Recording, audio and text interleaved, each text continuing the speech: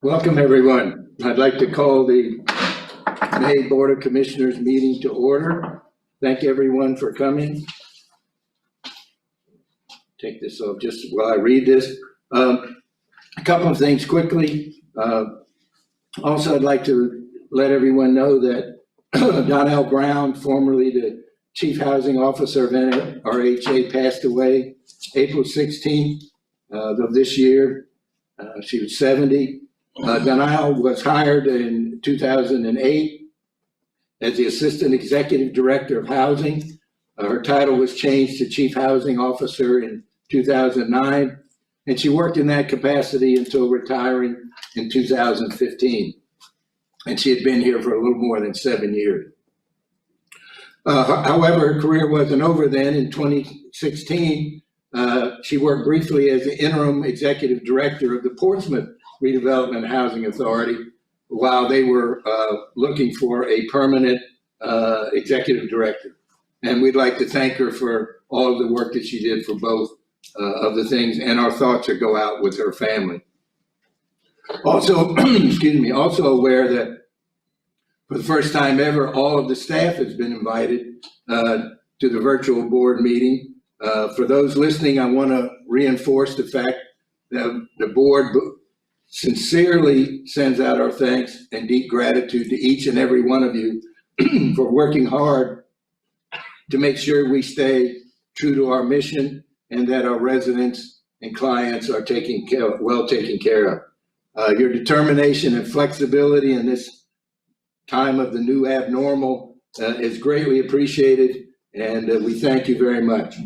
Also, we sent out a letter last month expressing our appreciation for navigating through this very difficult time. And again, thank each and every one of you for your contribution. We could not do this without each and every one of you. For the public who's listening, we encourage participants in the live stream meeting to submit any questions or comments they may have. We will address the questions and comments at the end of the meeting before we go into our closed session. Phone participants, you may submit your questions anytime by pressing *3 to be placed in a line to ask your question. Online participants, please type your question in the box below your viewing screen. Your question will then be read aloud to the board. Again, these will all be taken care of after the agenda and before we go into the closed session. So again, I want to thank everyone. Appreciate all of the ability and flexibility that you have. And then I'll go ahead and look forward to making sure if all of you read the minutes from our actual last meeting, which was March. Is there any questions, comments? If not, I'll ask for a motion to approve. So moved. A second? Second. Ms. Thorne? Mr. Albert? Aye. Mr. Gresham? Aye. Ms. Purrier? Aye. Mr. Benassi? Aye. Mr. Dillard? Aye. Mr. Musacchio? Aye. Next, Executive Director, Mr. Jackson. Good morning, Commissioners. What I'd like to do, since I do have a section to talk about our COVID response, I'd like to yield my time to the Commissioners to have an opportunity to speak. I know you do have a portion of time after I speak, but I wanted to yield my time for you all if you'd like to individually address anything that you'd like to at this time. Commissioner? Well, Don, I called you and I've spoken to several about this. I talked to Alfonso about this delay that we've seen announced in our project at St. Paul's. And I wanted to just put it up for discussion whether this might be an outreach opportunity to expand our Section 8, because there's a lot of landlords that are reeling right now. And maybe now is the time to say, let's take a look at something which is 90% guaranteed, and maybe we're going to get a better audience. Now, obviously, we don't want to make a macro situation worse, but if we have such a supply problem that now may be a unique opportunity for some outreach with our, through Christine and the landlord program. Good, I think so. Ron? Yeah, I think it's a great idea. Let me take that out. One of the other thing is also they've asked us, before you speak, give your name. It's a little different than we have done in the past, so. Alfonso Albert.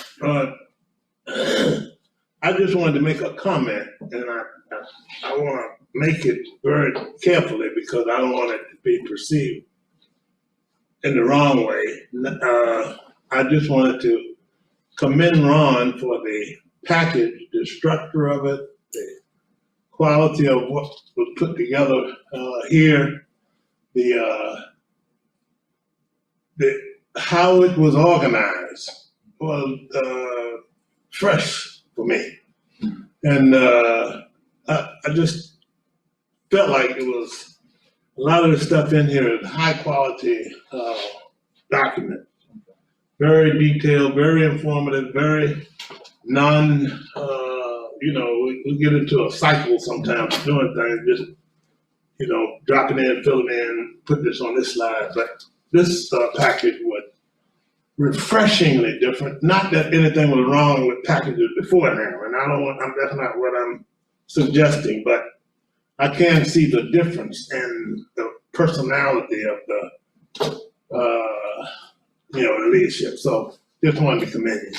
And I'd like to follow it up with just commending staff, because I know it's been some amount of time since we've actually had the opportunity, and I've tried to, during this period where we haven't been able to meet and have committee meetings, I've tried to send out information, but I think the staff did a really good job of trying to condense the information, realizing that, that we wanted you all to have enough information to ask beforehand, so we didn't have to spend time at the meeting going over the information. So I like to commend the staff for actually being able to achieve that, get all the pertinent information out to you. So if you did have questions, you have the opportunity to ask beforehand. Yeah, others? Ron, if you could, please give us an update on efforts to try to put what Ken's talking about into actual application.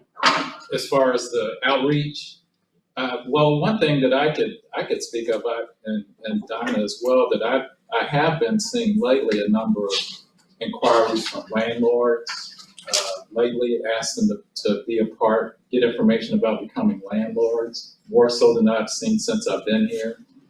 And I know that we did have an effort prior to, with the COVID situation, that we had an event over at ODU with, it was the Housing Authority and also the city, and that created some opportunities. I think just the publicity from that, we got a number of landlords. And I don't know if Donna can, if Donna, if you can hear, you may be able to provide some additional information as to what that effort led to in terms of the number of landlords that we were able to add onto our list. So as Ron mentioned, the Landlord Summit, we did put some information in the board packet for you under the quarterly report, but we did have a very successful Landlord Summit back in March. We had over 200 participants, landlords of the possible program, attend the summit. We did receive a handful of inquiries after the summit for landlords that wanted to join the program. And as Ron mentioned, we've been getting emails quite frequently for landlords that want to join the program since COVID-19 began. Also, we're working closely with USI with our CNI efforts, with their staff, and there are mobility specialists that are working to identify landlords out in the community, to join the program as well. Also wanted to note that I believe Christine Early's name was mentioned in the comments. She is no longer with the Housing Authority. She actually left right before the COVID-19 situation occurred, and so we're looking at options for that position as we move forward. Thank you. Yep. Okay, good. Other comments? All right, Ron, it's back to you. Okay. I'd just like to bring your attention to in your packet, that tab under COVID-19 response. And I didn't want to go into a whole lot of detail, but I just wanted you all to see the efforts of staff, all the staff in terms of, how we basically tried to work through a crisis that, when it came up on us, it sort of, it wasn't just us, but, all organizations, all businesses, how it impacted us. We were sort of off balance because we really didn't know how to respond, but, I think it was our instinct, because it was a health crisis, that we looked toward the health professionals in terms of how to address the issue.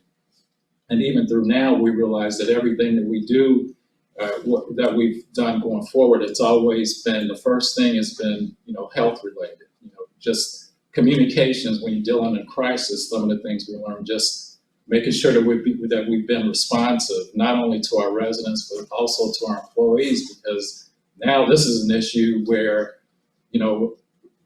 before, we've always sort of looked at making sure that we did the best by the residents, but now if we don't take care of ourselves, we really can't be any help to anyone else. And so through our communications, we've tried to assure our staff that, especially the ones that still had to go out and, work in the public face, our maintenance, our inspectors, or even some of our staff that still had to handle cases and paperwork and things like that. We had to make sure that they knew that we were doing our best to make sure that they got the supplies, the protective equipment, so that we could continue to serve our residents.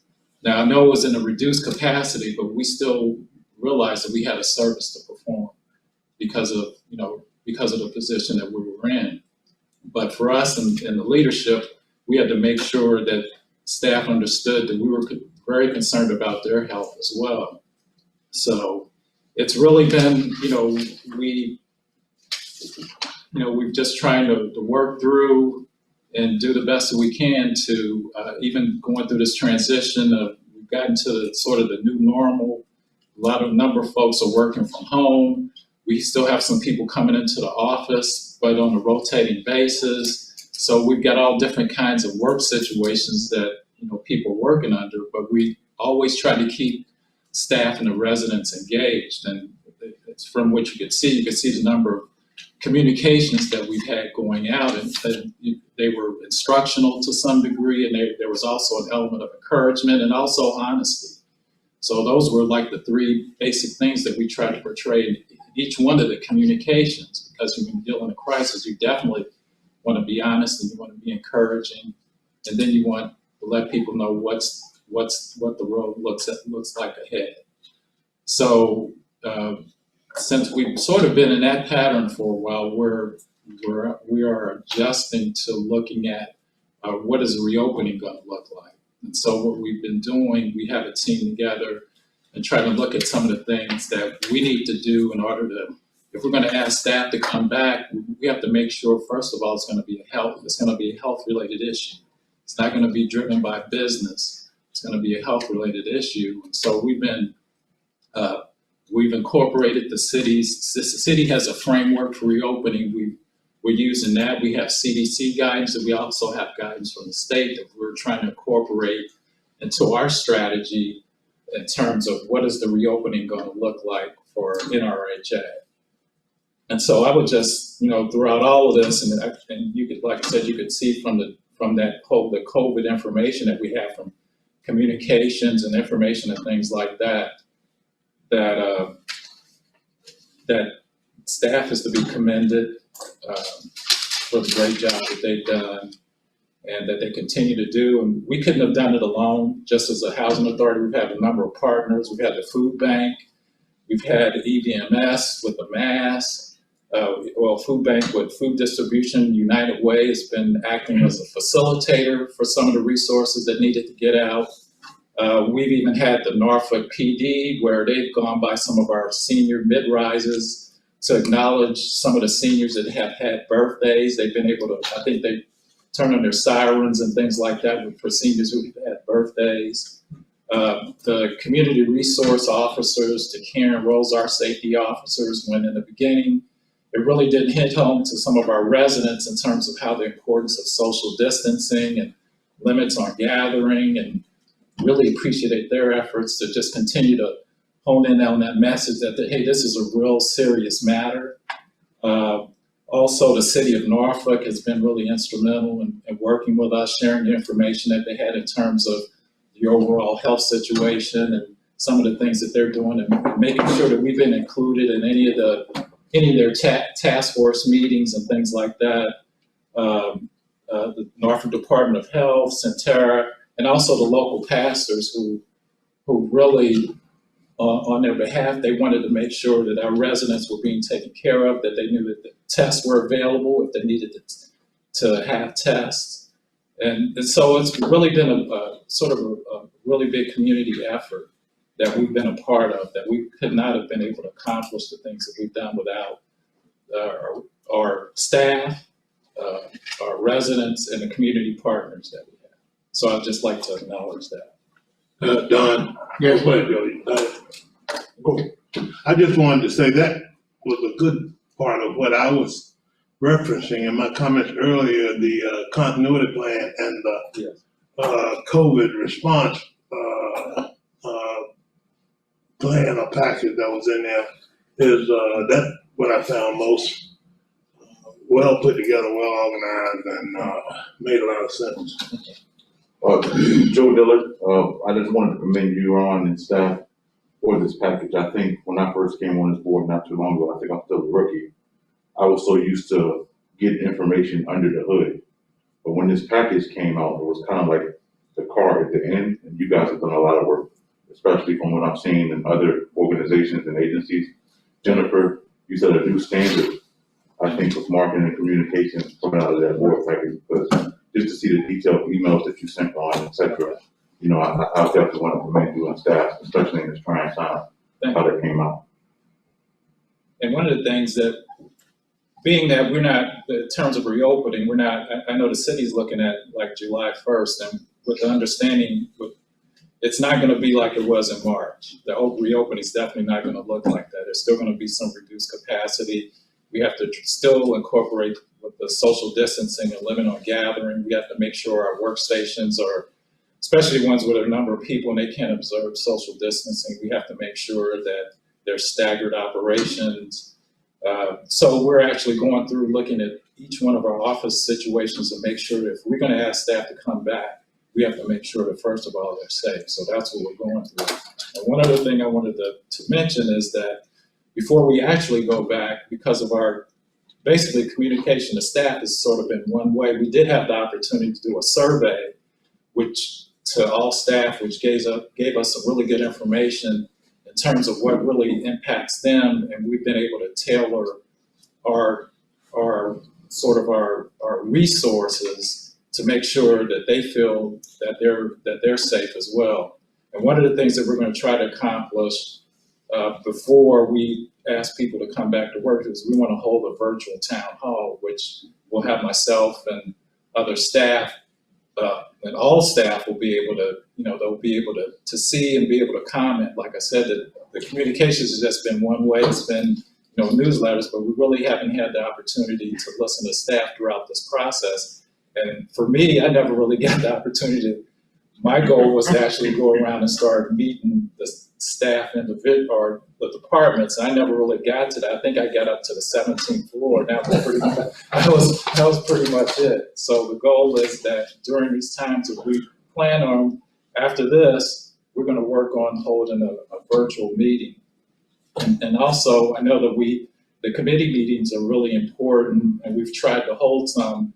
For now, we're going to continue to try to do those remotely. I know it's been a little challenging because you're dealing with the technology, and also you're having to deal with conveying some important information.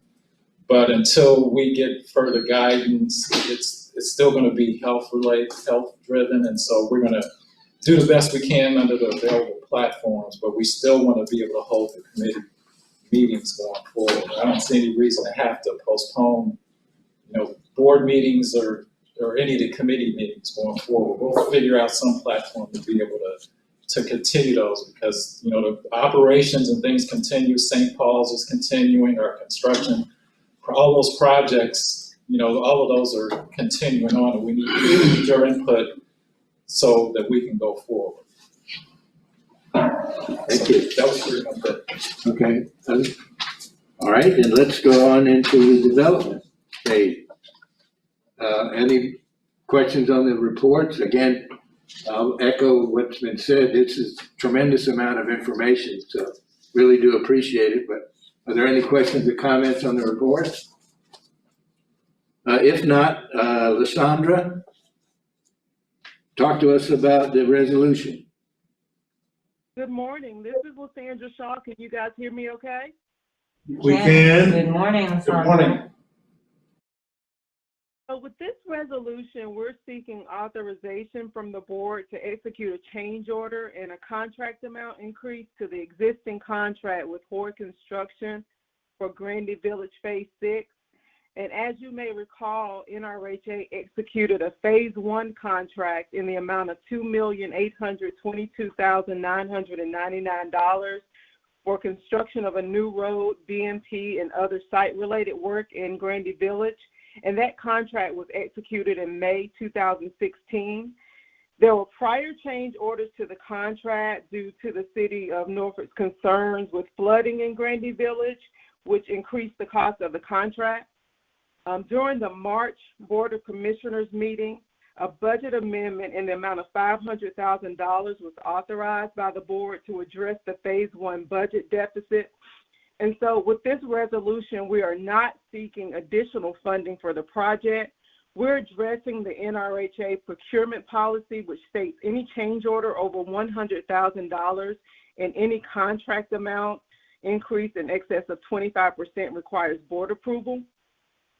I'd also like to say since the March budget amendment approval, there's been a decrease in the cost of the BMP, and the change order amount is no longer $500,000. It's now $425,604.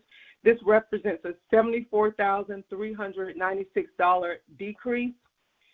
So today we're asking the board for authorization, which would enable the executive director or his designee to execute a change order in the amount of $425,604, which will result in an increase of the aggregate contract amount in excess of 25% of the initial Grandy Village 6 Phase 1 contract amount for costs that will be incurred to modify the BMP for stormwater retention.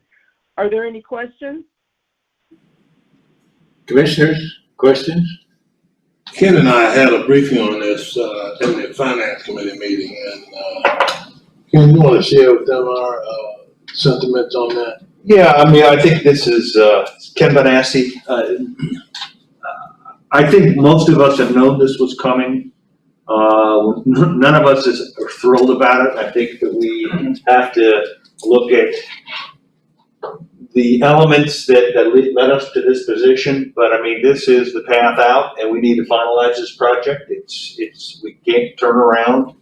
So I think the right decisions have been made, but we just got to not put ourselves in this position going forward. Okay, other comments? All right, I'll entertain a motion on the resolution. So moved.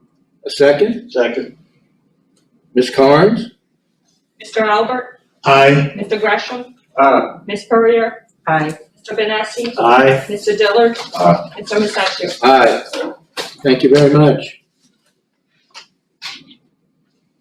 All right, Mr. Jackson, back to you. Remote participation. Okay. I'll let Delphine handle that one. Sure. Delphine Carnes, General Counsel. You have in your packet a preview form and a resolution for remote participation. This is not related to COVID-19. However, under the Virginia Code, there is a provision that allows for a commissioner to participate remotely in the event that commissioner has an emergency or an illness situation. But this is only possible if the board has previously adopted a policy for doing so. And so this is the goal of today's resolution, for this board to adopt a policy at a regular meeting, which would allow down the road, again, absent circumstances of a pandemic, it would allow you to hold a board meeting normally as you would in a room, but one member who may be ill at that moment would be allowed to participate remotely. Okay, comments? Yeah, just a question, just for general background. Delphine, this is Ken Benassi. Does the city of Norfolk have the same policy in place? I do not know. Okay. Is there any criteria, or is this just considered to be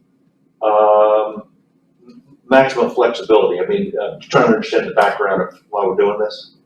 No, the code, and you'll see in your preview sheet, the code specifies what would be the circumstances that would permit a member to participate remotely. So it has to be due to a medical condition or disability that makes physical attendance at the meeting impossible, or a personal matter in the nature of an emergency, for instance, a death in the family.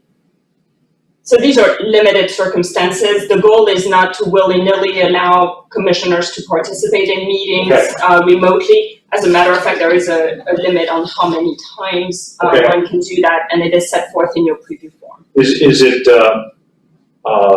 business conflict not a permissible reason? It is not so. Okay. Delphine, this is Joe. So I understand this. How are we addressing it from the pandemic standpoint? Like Ron earlier said that we'll still have committee meetings, etc. But if it's an emergency like this pandemic, are we using a state code for that? We would, Delphine Carnes, we would not be using this policy. So in the case of a pandemic, we would rely just on the code generally, as well as guidance issued by the state. Other questions, comments?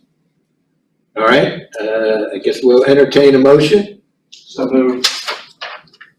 A second? Second. A second or third? 2.5. Second, I'll be there. 2.0. Ms. Carnes? Mr. Albert? Aye. Mr. Gresham? Aye. Ms. Purrier? Aye. Mr. Benassi? Aye. Mr. Dillard? Aye. Mr. Musacchio? Aye. Thank you very much. Now, the budget. Laura, come on up.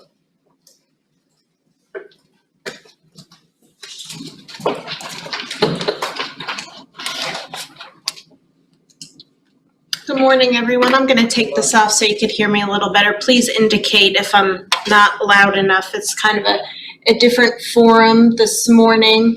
I'm going to do my best to give you all the main points of the budget process, where we're at as of today, and where we are with balancing. You did get in your packet a considerably longer and more detailed version of the PowerPoint presentation. It was about 25 to 30 slides. What you're going to see today is significantly shorter to limit the amount of time that we're in the room. Commissioners Albert and Mr. Benassi saw a condensed version of this as well last week at the Budget and Finance Committee meeting. So if there's something you would like to talk about as we move through, please just let me know and we can go into more detail. Normally, this would be the fourth in a 5-part series of budget presentations. We were not here last month for the board meeting when we would have talked about revenues, but I think as we move in, advanced slide, and you'll hear me say advanced slide for the people on the other end. We're going to talk about some highlights, and we're not going to go into revenue too much. But again, if you have questions, we can talk about that. So today we're going to talk about the challenges we're facing as we develop the FY21 budget. We're going to talk about the privately managed reserve balances. So those are the discretionary reserves that we use each year to balance the budget from Oakmont and Merrimack. We're going to present the COVID-19 plan as it relates to budget, not the plan Mr. Jackson referred to earlier, but as it relates to what it means to budget shortfalls. I'm gonna run through the assumptions and management actions that we made while we developed the budget. We're going to go through the current FY 2021 funding gap. It is not anticipated to change too much before we come back with the preliminary budget. We're going to show the projected shortfalls by project, and I won't spend too much time on that. There's a list of them unless there's a specific question you want to go through. And then again, just do some key takeaways and highlights. So in terms of FY 21 budget challenges, not a big surprise here. The biggest one that we're facing is COVID. It's a little too early in the game for us to accurately quantify what the impact of COVID has been on the agency in the FY 20 budget. Of course, the way that FY 20 concludes is going to inform FY 21 in terms of how much we have left in reserves to appropriate for shortfalls. There are some funding opportunities that we are pursuing now in terms of additional HUD funding that relates to COVID. And we will see some changes to the revenues in specifically LIPH and the Housing Choice Voucher Program. And there are some other grants that we're pursuing. So in the coming months, we should have more information on that and a more accurate picture of what that looks like. But right now, we really just don't know. The second major challenge we're facing is the uncertainty of city funding. There was a city budget work session this Tuesday where the city manager had indicated that he was not looking to reduce funding to NRHA in next year's budget. But of course, the city council is still working to hash out the details of what the city's proposed budget is gonna, or approved budget is gonna look like. They're facing many of the same challenges we are, so that is still an unknown. And I'd just like to follow up, we did send a letter into the city, just letting them know what that money that we get from them, what we do in terms of, we do a lot of infill housing, we demolish like derelict structures and put them back into use. So the money that we get is actually, it's a return investment to the city because we do help expand the city's tax base with those dollars that we get from the city. But we understand the predicament that they're in because of COVID and the loss of revenue. So, we were prepared to experience a decrease. I think that the city manager did mention a 10% cut across the board for outside agencies. So we are, and then he continues to talk about shared sacrifice. But if it stays like he had mentioned, I think it'll have very little impact on our the money that we get from the city. But like Laura said, that there's still council still needs to take a look at it and see if that's okay with them. And before COVID happened, we were taking steps to achieve a long-term sustainable budget, and we are still taking steps to achieve that. So that's a challenge that still remains ahead of us. And the last bullet, which I really want to highlight, and you'll see in more detail on the next slide, the FY21 proposed budget is going to show a decrease in privately managed earnings and reserves. Specific to the earnings, if you remember a couple years ago, we did a renovation project at Merrimack, and the loan was in an interest-only period. That interest-only period is concluding during FY21, so the debt payments are increasing. So there is a reduction to earnings for FY21 compared to FY20. And as you'll see on this next slide, we are the last few years using the privately managed reserves for various things to balance the operating budget, but also during FY20, we've used the privately managed reserves to execute some budget amendments. The large ones are in that box. I'm not sure if you can see on the slide, but we've used a decent amount of money from the privately managed earnings for Diggs and for Grandy and a DRPT budget amendment and various things throughout the years. So what this means is at the current rate of use, after we cover the shortfalls for the FY21 budget, as you see them in this presentation, we're going to be at the required reserve level for the privately managed properties. So what that means is throughout FY21, there may not be funding there available for unanticipated items and unexpected budget amendments and these types of activities. Yeah, and I'd like to add that we're definitely taking a look at how we do business from now on. Really, if you get into a project, it really has to be self-sustaining. I mean, we can't rely on our reserves to fund projects that don't really have anything to do with these funding sources. So we're gonna have to do a better job going forward. When we look at a project, we have to make sure that it can fund itself and we're not relying on our reserves to be able to cover any shortfalls, because that you can't operate a business with that kind of model. And you always relying on an additional source that really is unrelated to the actual project. So we're actually gonna be looking at the projects that we're currently in and seeing if they are self-sustaining.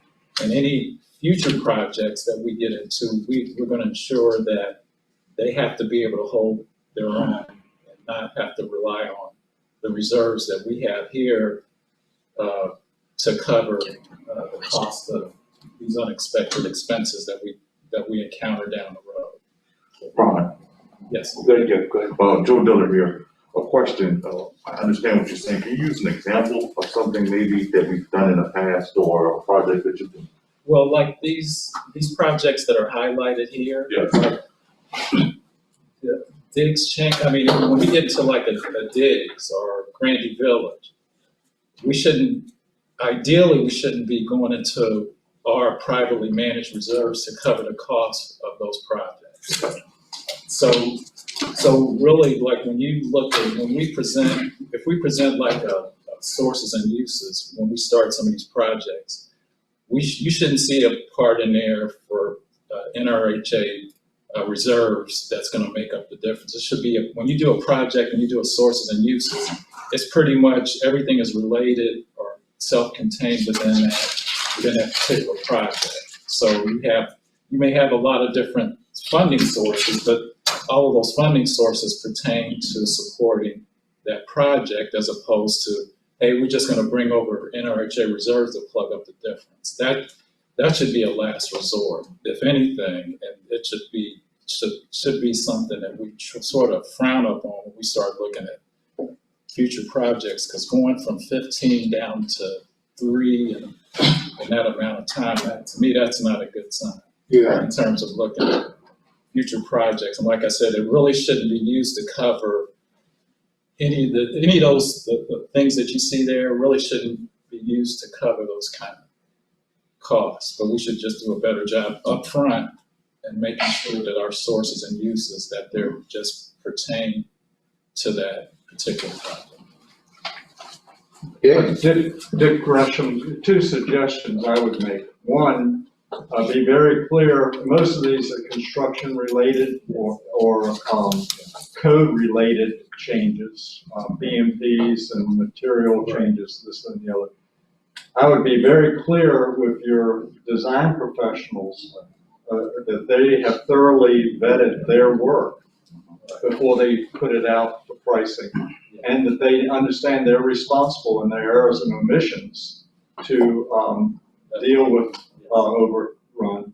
The other thing I'd suggest is that you have additive alternates on projects so that if you get into a budget situation, you can pare back the scale of what you're taking on in some way, either a future phase some of the work or somehow or another be able to reserve some amount that would act as a contingency, under contingency, for the safety of the project.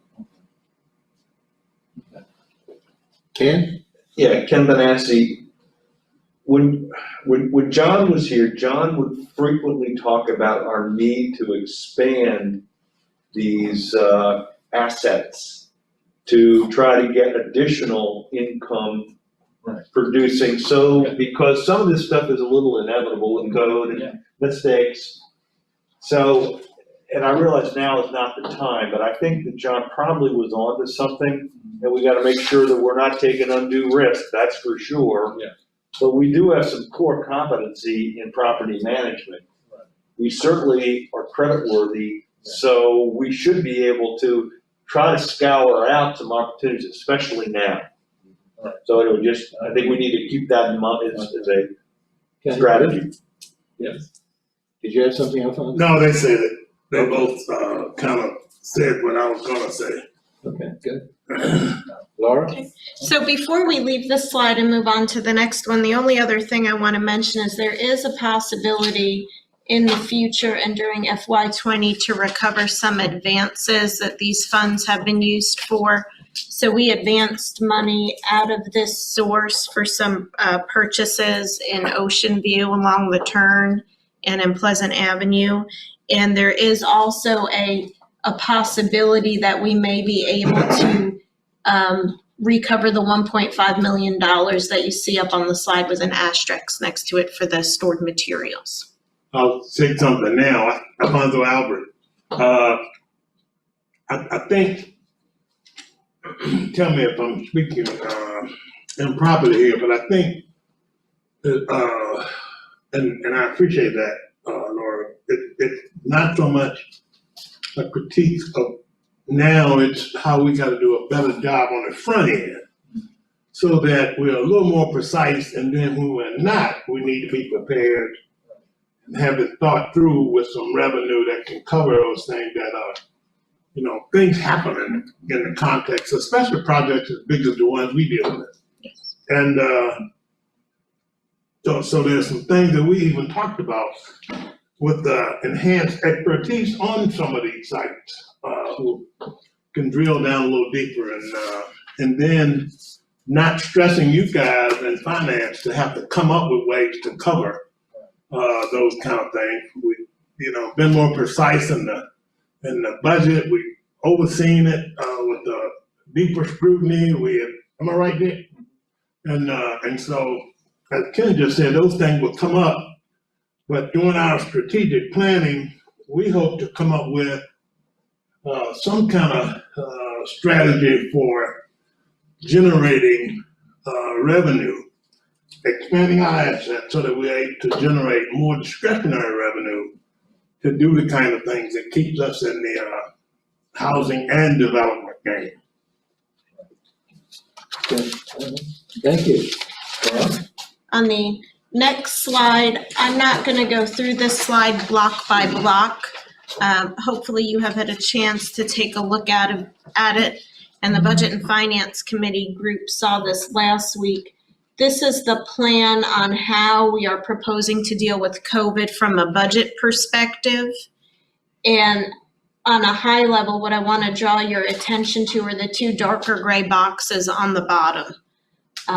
These two boxes are in October and November, and what this commits us in the budget office to doing is coming back to you all with a budget amendment in October when we've had a chance to really quantify what COVID means. And we will come back with a kind of rebalancing of the budget and an amendment that indicates places where we can maybe add things back or perhaps not at that time. A couple other points. Back in March, we instituted a freeze on job actions. So that's essentially a hiring freeze. And that will continue through this process that you see on the screen. The executive group is working on a plan to address requests to add staff back in and to fund positions.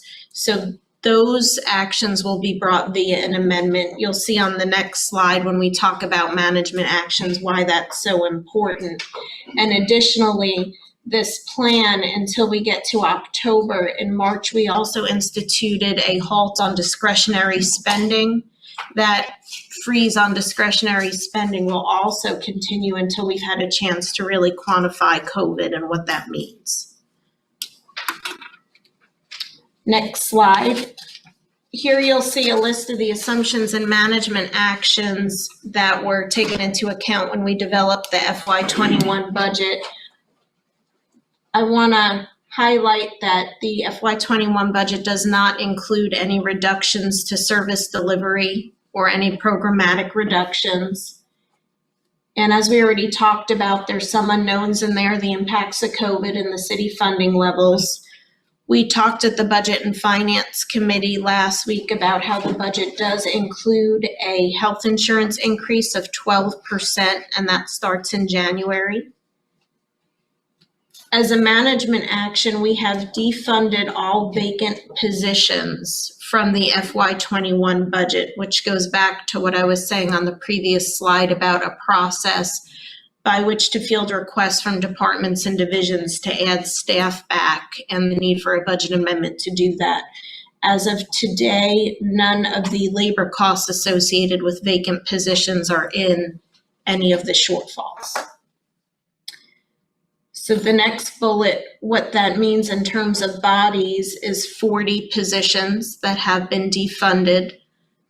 Some were defunded previously by departments at their own request as part of budget meetings, and then 23 additional were defunded as part of management actions that were taken to balance the budget. The total of all the labor and the fringe is the $1.68 million that you see up there. The budget does include merit increases for the positions that are in the budget. The total of that is about $540,000. And in order to balance the budget, the next two are pretty important. We are applying land sales proceeds in the development division. Land sales proceeds are not really a recurring revenue. In a way, they're somewhat like a reserve. So as we dip into them for larger amounts of money, they're not going to be available for use in future years. And we have also made the assumption that earned developer fees, all of which I believe are for Grandy, are not going to be reinvested into the development project. So the developer fee will be used to offset the cost of operations to manage the project. And as I mentioned earlier, although there may be items that are budgeted, if they are discretionary, the halt on that spending is going to continue until we can accurately quantify what COVID means. All that brings us to Can you go back to the slide? Sure. This is Ken Bonacci. Let me comment a little bit on this. Alfonso and I, after we threw up about seeing 12%, increase in healthcare benefits. The organization has defunded enough positions that our net on that line is not going up. So that's comforting to me. That's correct. Number one, you have to understand, they did a good job explaining to us that we are self-funded and we're part of a bigger engine called the Norfolk Consortium, and this just happens from time to time. My company, which is about the same size as NRHA, we're actually going down, but we're not self-funded. It's just one of those things. We had bad timing this year, so I would urge you not to overreact to that like Alfonso and I initially did. And the second thing I'd like to comment about is this land proceed. While it is not ongoing, we believe that is an opportunity for our organization, and Ron and Dick and I and Mike Clark are going to work on that so that we can be a little more proactive and maybe make that, while we can't count on it, if we do enough work and we add enough value, it'll be a source of revenue for us. Ken, did you say you're gonna link the services and help sell some land? Is that what you're saying? No conflict here, Joe. Definitely won't have it. Who said that? So on the next slide, this summary of balancing strategies. all of this culminates into a FY21 funding gap of $6.2 million. So that is authority-wide for all the projects and programs rolled up. And what you see underneath is how we're planning to close that gap. So we plan on fully appropriating all of the earnings from the privately managed properties, Oakmont and Merrimack, and that's about $2 million. We do plan to use some privately managed reserves, just under 1.3 million, and then some additional program reserves. The notable one there is federally aided, has its own reserve that we'll be tapping into to bridge the gap in the shortfall in operations. And then we are proposing the $800,000 working fund and project advance, which we do typically every year. So that's kind of revolving.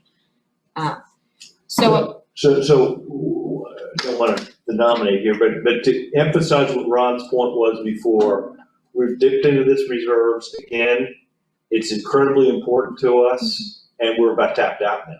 So we've got to do everything better and look at all sources. That was the biggest worry card conclusion I had with this presentation, is that all the other things I could reconcile. That's the one that we should be or continue to be concerned about. Very nice. Mm-hmm.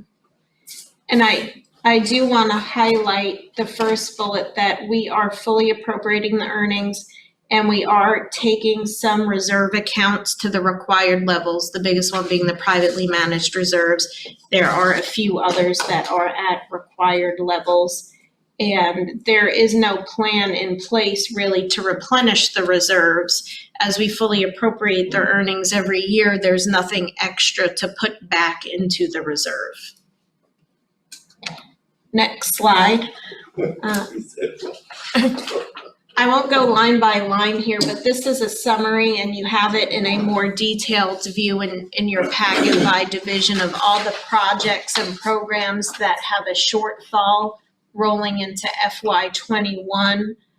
You can see in the columns across the top how we're planning to bridge the gap. So again, that's with earnings and reserves. If you have any questions about a specific project on here, I can do my best to answer. No? Okay, and lastly, on the next slide, these are the key takeaways, a lot of which we've talked about at length, so I won't again spend too long here. Just reminders that we are working in the coming months to quantify the impacts of COVID, but we're just quite frankly not there yet. It's too soon. There will be a budget amendment presented in the fall in October to let you all know what we found and what we need to do in FY21 to correct the situation. We are still awaiting finalized city funding levels, and as we just talked at length, the reserves and privately managed properties are decreasing. And we plan on continuing the freeze on job actions and discretionary spending until we can execute that COVID plan on the previous slide and see what that really means in terms of spending. And that's all I have. So if you all have any questions, I can Questions, answer. comment? No. Again, I'd like to say what the board has said many, many times. We certainly appreciate all the hard work and effort that you guys are putting into this.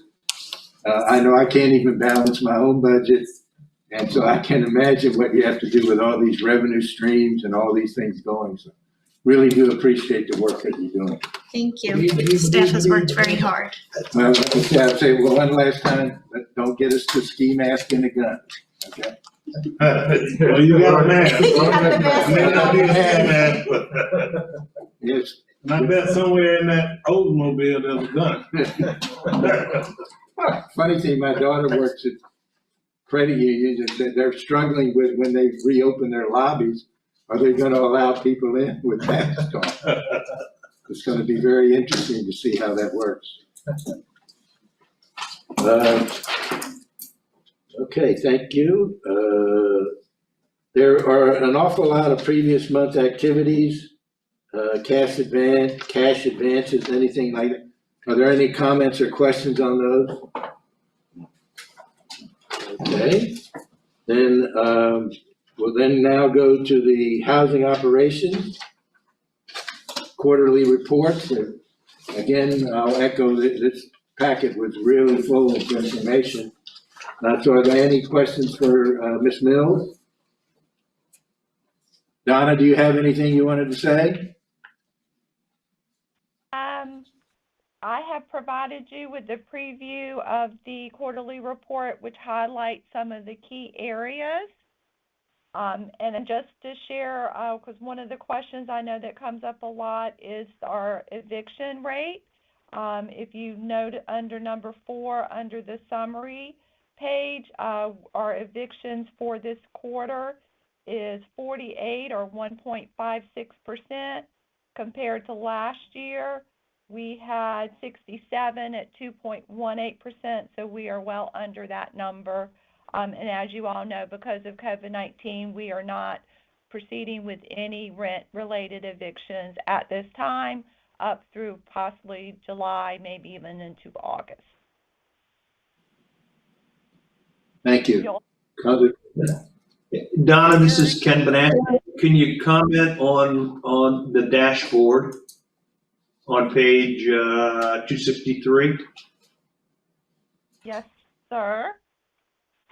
The dashboard for the CNI project in Tidewater Gardens. This is a summary of the dashboard. For this period ending March 31st, we had 177 vacancies, or almost 29%. That number currently is 184, so you'll notice that there has been a slowdown considerably because of COVID-19. We do have a small number of residents who still want to relocate. They've been told that it's voluntary if they want to proceed with that. So we are still seeing a slight change in that number, but it's very small. We have total choices as of this date of 323, with 161 families identified that want to return, or about a 49.85% return rate.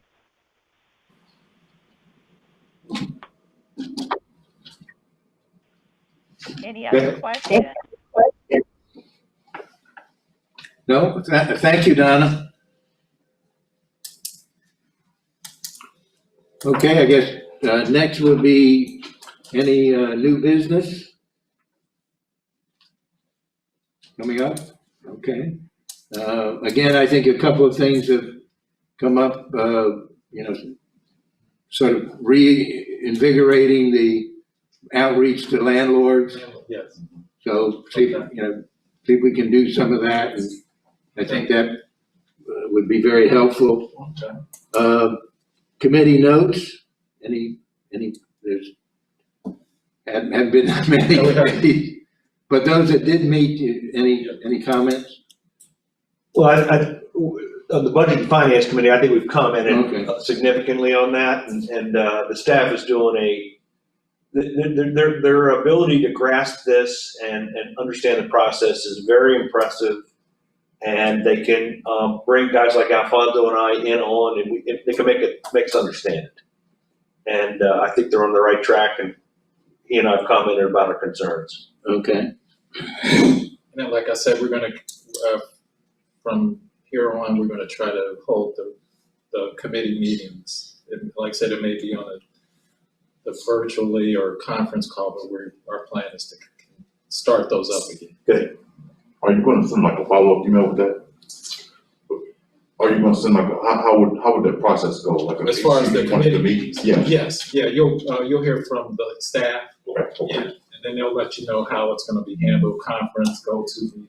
Gotcha. Yeah. The meeting we just had with the budget was done. Go meeting. I think it was kind of a beta. It worked well. Other than Alfonso not. No, it worked. I thought you guys came in. It worked well, and Mike Clark has scheduled our The development one for next Wednesday via a go-to meeting, and Just be careful and don't make the same mistake Judge Breyer made in the Supreme Court. Just be careful of that. Oh, no. What did he do? Would you- Went to the. Oh, yeah, I heard that, yeah. I mean, everybody heard that. I would say, Ron, and I hear you, and I think that's important because for the housing committee, Suzanne and I now jointly combined with Donna Rose with the housing and right committee. I think we really got to kind of keep up to speed with that because that's where we get our security concerns and find out and talk about and hear about any issues as it relates to security in our communities. And one of the things I think we realize is the bad guys don't take days off. They haven't met COVID the way we understand it. So I do think that's important. Yeah, I think the concern I have is that the real benefit for combining the committees was every other month actually being in a community, That's right. live, facing the name. That's right. And, we may have to postpone that for a while, but I do think the committee should meet to get its particular pieces. But I do think that missing out on that piece is really going to have an effect on it. Because, every one that I've ever been to, the place was overloaded with the residents who want to be there and who want to voice their concerns. So, but again, I think we should have the committee meetings. We won't be able to go out into the actual communities. And this is Suzanne Purrier. And I think that the HCD committee is important as well because of the opportunities that we might have for landlord outreach, as well as that's one of the ways that we keep track at a strategic level about the alignment and integration between housing and people first. I think the challenge is that both of those committee meetings exceed there are 3 and 4 board members on those, and so it's required to be an open meeting. So I appreciate I'm sure we all appreciate the extra burden that will put on staff to make that happen.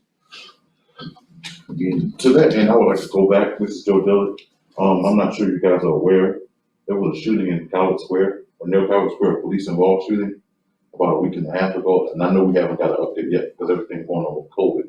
But are you aware, do you have an update on that, Ron? And where was that again? Calvert. Calvert Am I saying Square, that right? yeah. Prairie Park? Calvert, Yeah, Calvert. Calvert Square.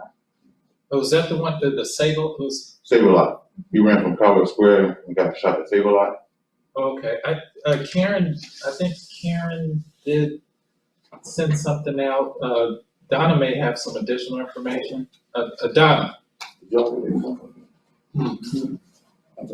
Email, no, I didn't. And usually we talk to Karen about it, but I didn't get anything. Oh, okay.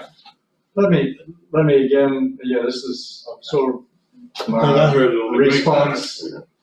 Yeah, we need to make sure that Karen's reports are getting to us. I'd hate for us to be caught flat-footed and not understand what's going on in the neighborhood That's right. and the general temperature of how this pandemic is impacting people. So, Joe, so would there, like in situations like that, you would get a communication? Typically. Yes, Yeah. a summary. Would that be from me or? No, it'd be from Karen yourself. It's usually Okay. John forward, or you'll forward it from Karen to us. Oh, okay. Just for situational awareness, Okay. it's not back and forth, it's Okay. just, no. FYI. Okay. Right. Okay. Any other committee reports, new business? Okay, then I will defer to, Jennifer, how do we do anything from the public? Can you please remind the public how to submit a comment? Okay, if you want to send in a comment, the public, if you want to phone in, hit *3 to submit your question. If you're an online participant, type your question in the box below your viewing screen, and then the questions will be read aloud to us. We're not gonna, take the moderator for questions from the public. Okay, So please open the question period for, open the floor for questions. all right, we'll do that. Open the floor for questions. Moderator? Can everyone hear me?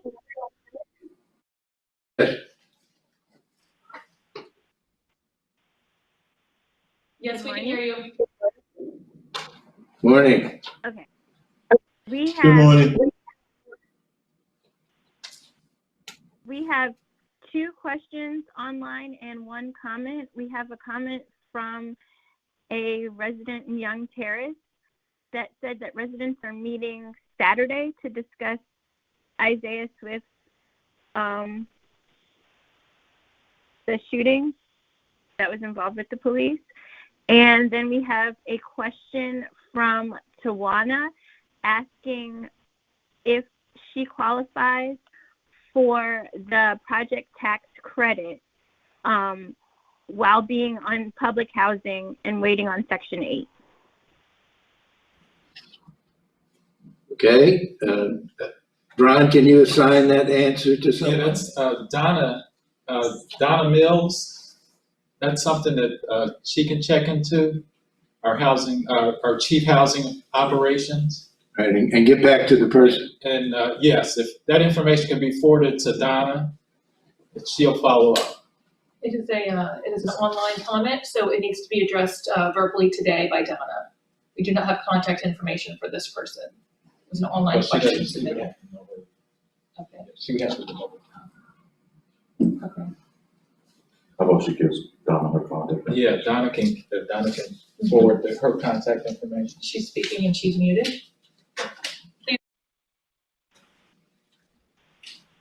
Hello, can you hear me? Yes. Yes. Hi, this is Donna Hill. Hello? Yeah. Hi, Donna. Did you hear the question? There was a Hi. Did question. you hear?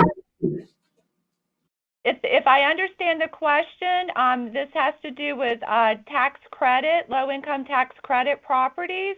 Those properties will take Section 8, or Housing Choice Voucher. If it is one of NRHA's tax credit properties, those are normally project-based voucher, which is a form of the Housing Choice Voucher program, and you could qualify under that program. Okay, thank you. Was there the next question or comment? Yes, we have two questions concerning rent cancellations. They want to know if there's any word on if there will be temporary rent cancellations, if possible. Donna, can you answer that as well? Yes, I can. Can you hear me? Yes. Okay, so at this time, there is no information on that from HUD. The last information we received was that rent is still due and payable by the residents unless there has been a change in their income, at which time the Housing Authority would do an interim certification for that resident. I believe that HUD is still looking at that, but at this point, their direction is still rent is to be paid. Okay. But was that the same from the two people, or was the second question different? Yes, that was the same question from the other person. We do have more questions coming in. We have a question asking if there is any way, this is from a resident in Young Terrace, if there's any way the community police officers could inform residents on any shootings or any updates. Okay. Donna, is that you again? Yes, it is, and I will have to get with Karen Rose and our police liaison and see what information we can share with the community. Okay. Good. Next question. There is another question from a Young Terrace resident asking how long evictions will be postponed. I'm sorry, I didn't, how long will what be postponed? Evictions be postponed. Again, Donna? Yes, evictions are postponed right now through June, and that date may be extended out as well once we get more direction from HUD. But right now that it's- is only rent. I'm sorry, that is only for rent payment evictions. Right. Okay, thank you, Donna. Additional questions or comments? Question from a Young Terrace resident asking, what is the official information on the lawsuit against NRHA and if there has been any agreements reached? Well, I'll ask Ms. Carnes to respond to that. Delphine Carnes, General Counsel.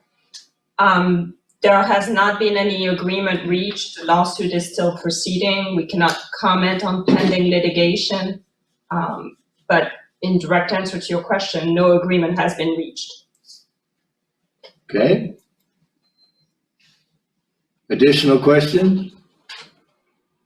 The next question comes from Mr. Lewis. He's asking, are we able to stockpile protection equipment prior to the return of staff and also for clients when visiting our building, gloves, masks, and set up sanitation stations, etc.?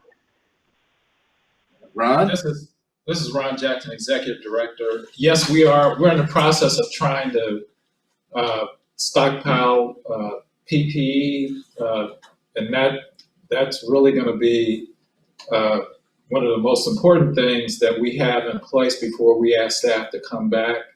And we've been working with city. We have a number of suppliers, and it's just really, because you have all businesses now trying to tap into that supply. So we have contacts, like I said, through the city, our Melissa, who's our risk manager, and Kathy Mosley, our administrative officer. They've both been out trying to make sure that the staff that's actually still out in the field, our maintenance inspectors that they have. But in anticipation of bringing staff back, we want to ensure that we have everything in place for staff's personal safety and protection. So, and that's not going to happen until we do have those supplies in place. But that's the plan. Okay. Thank you, Ron. Next question.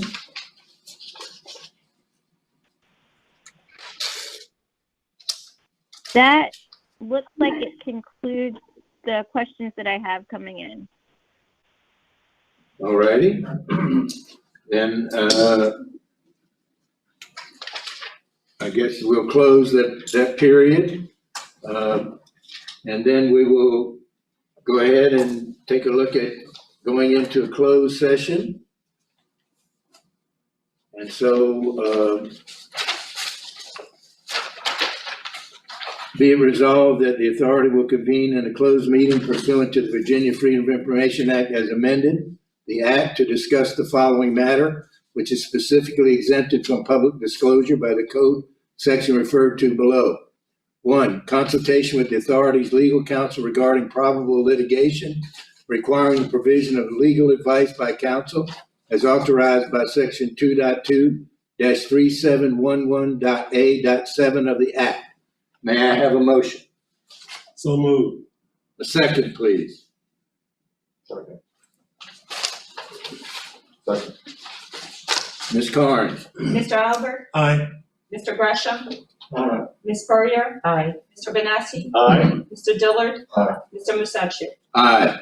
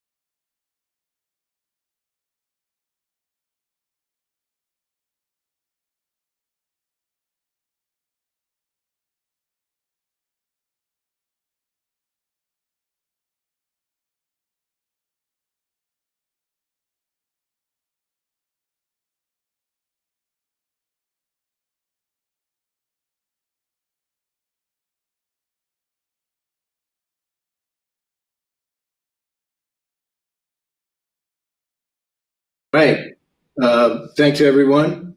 Whereas the authority has convened a closed meeting on this date pursuant to an affirmative recorded vote and in accordance with the provisions of the Virginia Freedom of Information Act, and whereas Section 2.2-3712.d of the 1950 Code of Virginia, as amended, requires a certification by this authority that such closed meeting was conducted in conformity with Virginia law.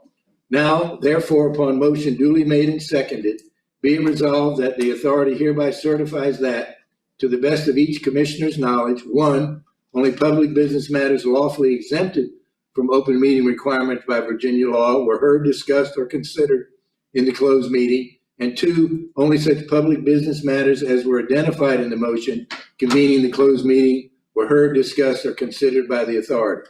May I have a motion? So moved. A second, please. Second. Ms. Carnes? Mr. Albert? Aye. Mr. Gresham? Aye. Ms. Currier? Aye. Mr. Benassi? Aye. Mr. Dillard? Aye. Mr. Masaccio? Aye. Gavel us down, sir. With that, I will call the May Board of Commissioners meeting to a close. Thank you very much. Thank you all. Well done, everybody. Stay safe.